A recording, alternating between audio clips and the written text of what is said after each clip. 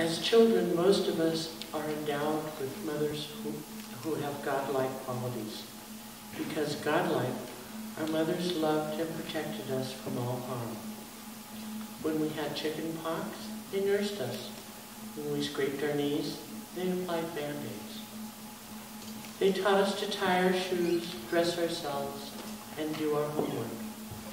They nurtured our souls and our bodies. Our mothers taught strength, self-reliance, confidence, and responsibility.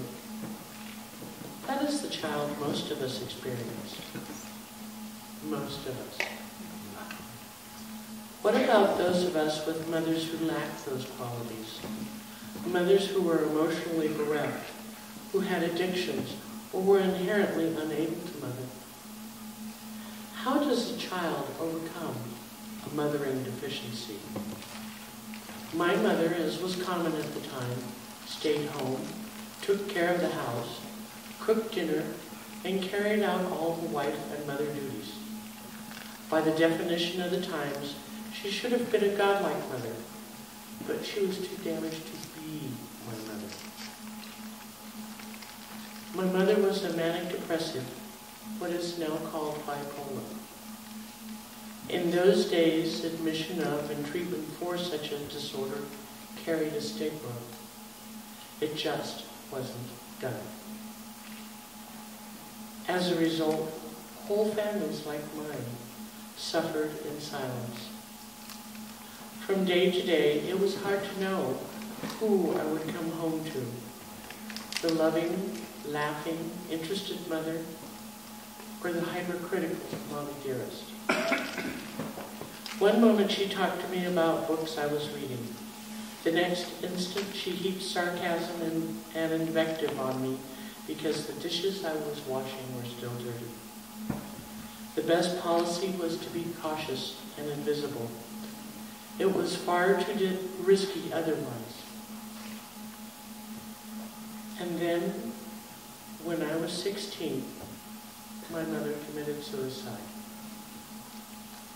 My mother's opinion of me rules my life.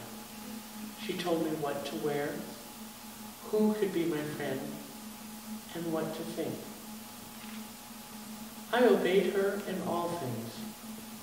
It simply never occurred to me to have a thought of my own, and it certainly never occurred to me to assert myself as an individual.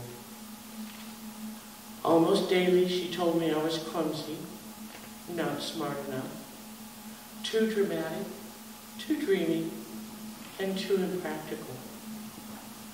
My mother actively undermined my self-confidence and countered me with biting criticism meant to wound. To save myself, I accepted what she said, never understanding that I was already wounded by her words. If I could be a model daughter, she would love me warts and all.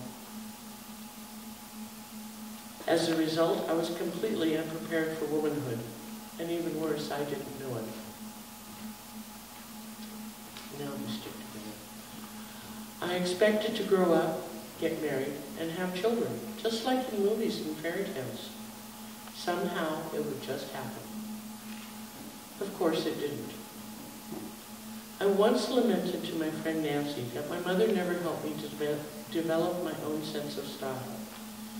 She decreed what to wear and how.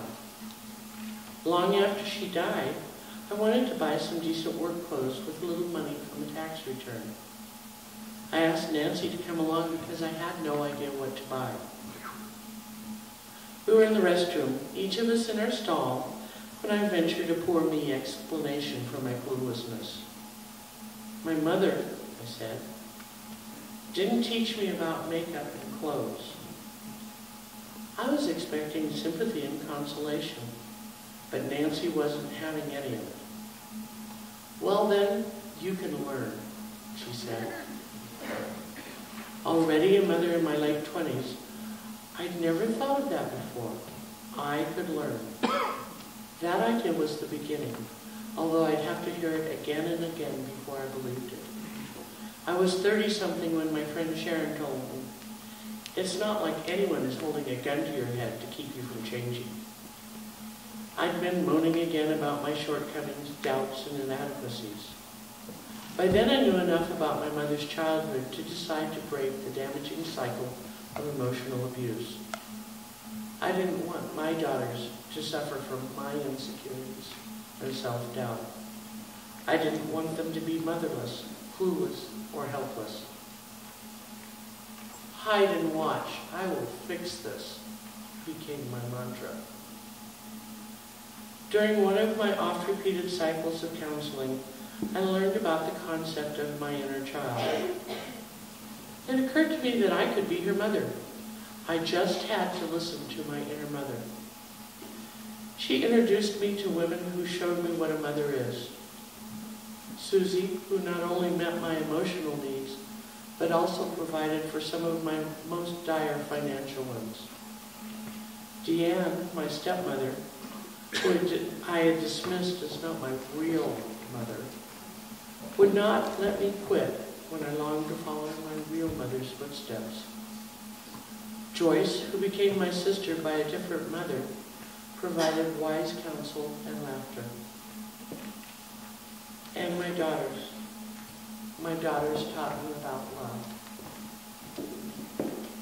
My inner mother rewarded me. My daughters, years apart in birth, support each other. I see my oldest daughter raising 4 children as a single mother, and I know that she is an excellent mother, teaching responsibility, nurturing self-confidence, and overcoming adversity. I've seen my youngest daughter blossom and discover she is beautiful and unique, worthwhile merely because she breathes. Through trial, error, disappointment, and success, I fought depression, poverty, and despair with hard work and self-examination. I found my inner mother. I relied on the love of my daughters, other women, and my inner mother to learn to love myself. Today, I still listen to my inner mother. She reminds me I am beautiful and unique. She teaches me self-reliance. She reminds me to laugh and enjoy my life in heeding her guidance. I have broken the chain of unhappiness and disappointment. My inner mother will always be with me. I am she.